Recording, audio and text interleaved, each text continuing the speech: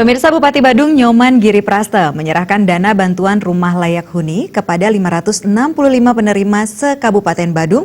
Untuk tahun ini, penerima bantuan rumah layak huni difokuskan kepada masyarakat berpenghasilan rendah.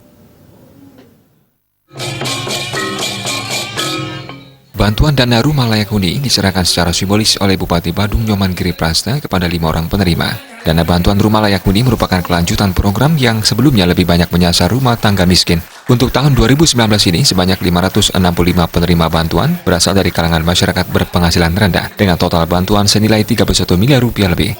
Dengan demikian, total penerima bedah rumah hingga saat ini mencapai 1.132 orang dengan total dana mencapai 73 miliar rupiah lebih.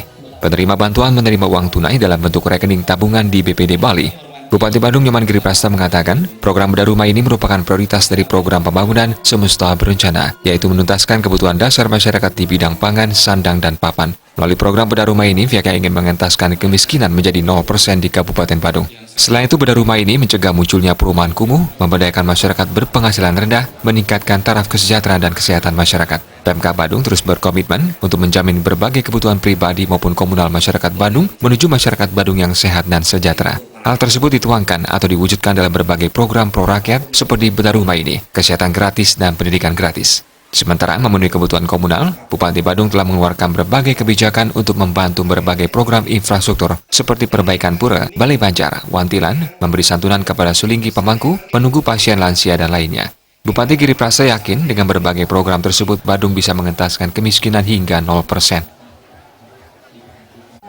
Untuk tepat sasaran ini, kita minta kepada seluruh warga masyarakat untuk melihat realita di lapangan.